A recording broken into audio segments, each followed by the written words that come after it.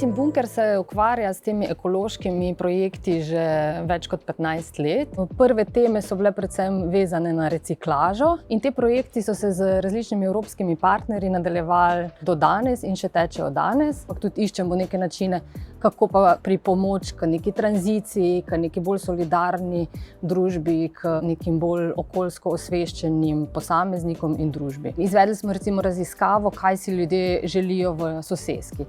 In recimo eden od odgovorov je bil, da si želijo več zelenih površin.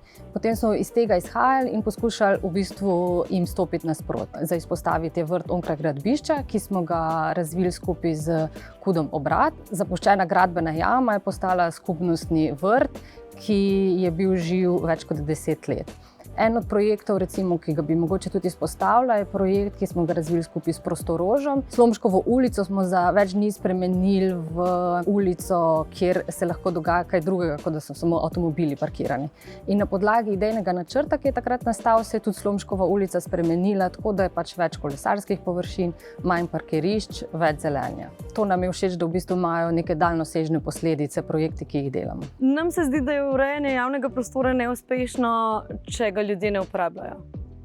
Nima smisla narediti zelo lepe javne površine, pa potem tam ni nikogar. Tako da je to, da ljudje pridejo, uporabljajo javni prostor, mogoče tudi na neke načine, ki jih mi sploh nismo predvideli, nekaj najlepšega za videti. In zato se tudi vedno trudimo, da bi ljudi povabili ne samo k uporabi javnega prostora, ampak tudi k načrtovanju, prispevanju idej, preizkušamo različne načine participacije, majhne organizacije, kot smo mi, aktivisti, tudi prebivalci, mi lahko pokažemo, kaj si želimo, podpiramo neke vizije, rešitve in tako naprej, ampak ključno je, da se začnejo mesta resnično zavedati, da morajo biti javne površine, še posebej zelene javne površine, zelo enostavno dostopne, da morajo biti kakovostno urejene in da jih mora biti ustrezna količina. Najprej smo se preselili v socialistične soseske, kot je na primer Savsko naselje, potem pa tudi izven Ljubljane v manjša in srednje velika slovenska mesta, ki po našem mnenju so bila deležna čist premalo pozornosti, čeprav res so čudovita in imajo ogromno potenciala za en tak trajnosten urbani razvoj. Leta 2020 se je skupina študentov arhitekture prijavila na naš poziv, v okviru katerega smo želeli znanje, ki smo ga pridobili v več kot 15 letih delovanja, prenesti na mlajše generacije in specifično spodbujati projekte v manjših slovenskih mestih. Prostori za mano so bili, zato ker je bila to tovarna smodnika, zaprti za javnost, veliki skrivnostnosti, več kot 100 let. Prebivalci sem niso imeli dostopa, po propadu industrije pa je bilo to v bistvu območje, ki je bolj in bolj degradiralo. Tako prebivalci, kot tudi občina, kot tudi lokalni kulturniki si res prizadevajo, da bi na to območje se neka dejavnost vrnila. In kreativna četrt Barotana je v bistvu en tak prvi korak v zelo pravo smer. Se tukaj razmišlja, kako bi se odprli novi produkcijski prostori za umetnike, nova koncertna prizorišča.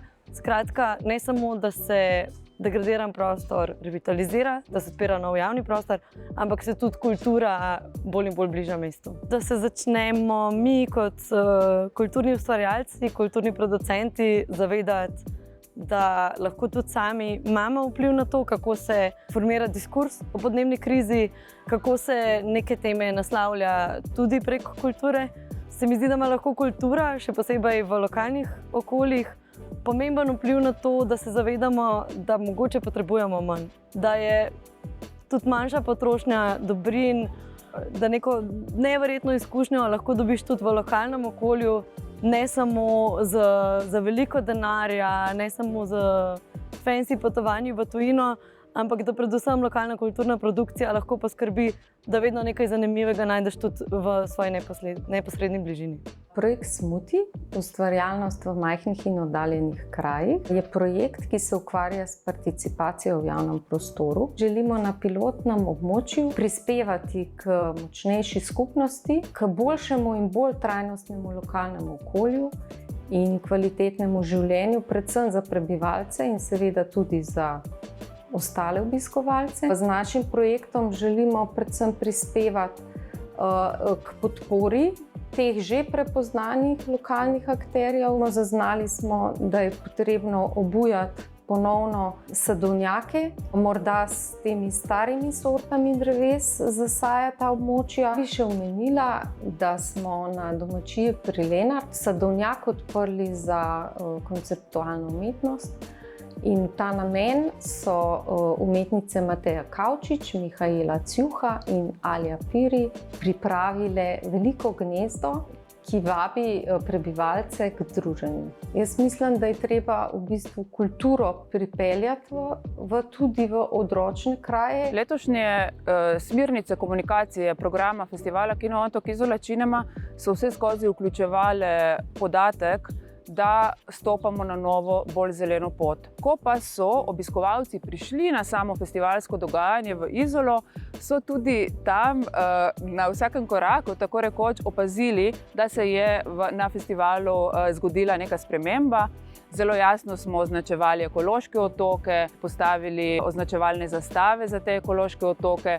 Na filmskih platnih se je pred samimi projekcijami vrtela informacije o tem, kako lahko oni učinkovito in dobro prispevajo k temu, da je Kino Otok bolj zelen. Smo si prizadevali, da se obiskovalci še bolj počutijo vključeni del skupnosti festivala Kino Otok in na ta način dosegli, mislim, da uspešno, da je celotna festivalska skupnost delovala v smeri nove zelene usmeritve. Po zaključku letošnjega 18. Kino Otoka nas je seveda zelo zanimalo, kako uspešni smo bili pri uresničevanju zaveze za prireditev z manj odpadki.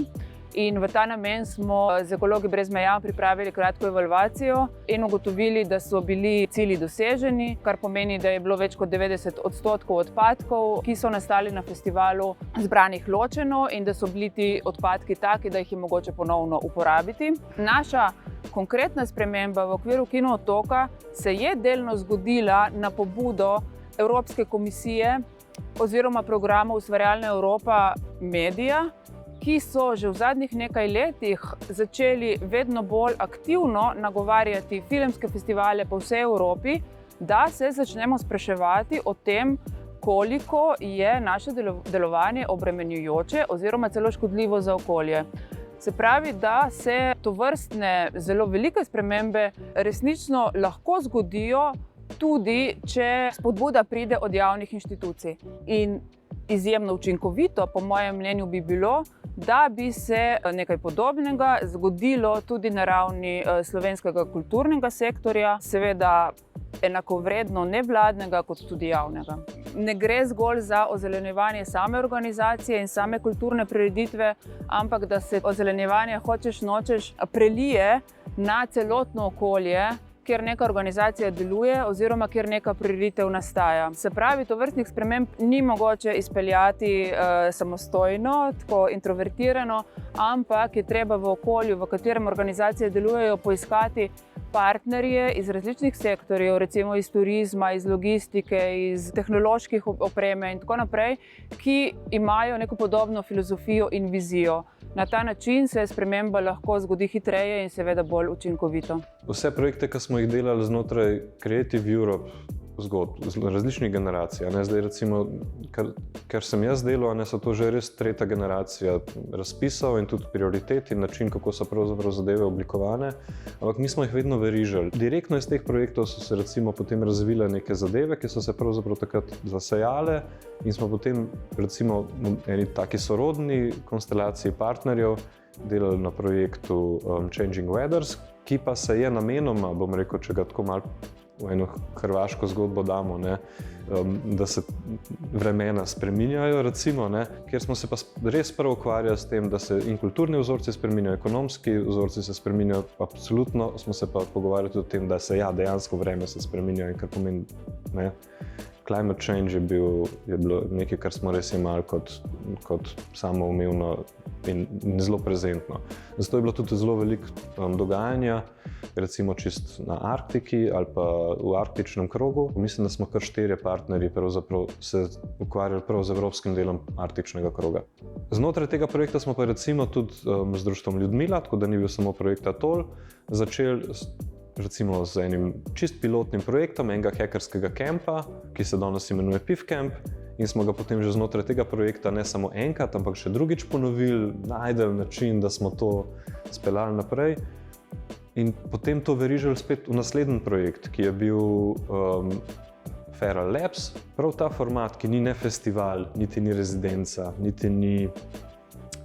Ja, je en tak hibriden format, za katerega mi tudi še sami nimamo pravzaprav sploh dobrega vokabularja. Začasno je nekje izven urbanih središč, med umetnostjo in tehnologijo, izrazito mednarodno in en taka velika naklonjenost ali pa poudarek na prenos veščin, znanj. Praviloma delujemo tako, da kombiniramo umetnika z nekim tehnologom ali pa ekspertom iz drugega področja. Tako da je nam bistveno lažje, bom rekel, vzeti mogoče nekega ekologa in mu pustiti, da dela skozi svojo perspektivo in umetnika čez svojo perspektivo in da probamo te zadeve res združevati in povezovati. In potem je to ta ples, ki je včasih malo bolj, včasih zelo dobro deluje, včasih je pa pač majčkeno, ja, jecljav. In da sem pravzaprav zelo vesel, da Evropa, bom rekel, zelo veliko govori o tem, majčkeno manj dela, ampak že samo zato, ker toliko govori, je sploh pripravljena in je zmožna tem tudi bistveno več delati. In da je to vseeno en privilegij. Tistemu, ki mu bo v resnici ratalo razrešiti vprašanje zelenosti, pa zelenih tehnologij, pa ene vzdržnosti, enega sustainabilityja in enega resilienca, da tisti v resnici na koncu bodo verjetno eni civilizacijski zmagovalci. Ali se bomo prilagodili in razvili zelene kulture ali pa pač enostavno nas ne bo. Evropski zeleni dogovor je ena izmed prednostnih nalog Evropske komisije. Zdaj, glavni cilj tega dogovora je podnebna nevtralnost EU do leta 2050. Temu pa sledijo tudi vsi ostali programi financiranja EU in Ustvarjalna Evropa tle ni izjema. Že pri pripravi projektne vloge morajo prijavitelji razmišljati o svojem delovanju, o zeleni strategiji, tako na ravni organizacije kot na ravni projekta. Zdaj, poleg tega Ustvarjalna Evropa spodbuja vključevanju tudi ciljev novega evropskega Bauhausa. Torej, kaj je novi evropski Bauhaus? To je okoljski, gospodarski in kulturni projekt EU. Z njim želi komisija spodbuditi spremembo miselnosti in vključevanje trajnostnih praks v vse vidike življenja in pa delovanja. Tukaj vidimo tudi, da so dejansko kulturni in ustvarjalni sektorji pomembni, sploh pri ozaveščanju, izmenjavi znanja, dobrih praks in pa tudi razvoju teh inovativnih rešitev za vse okoljske izzive. Tako da Motovila vsekakor spodbuja razprave o okoljskih smernicah in pa dobrih praksah za trajno sodelovanje in mobilnost v kulturi.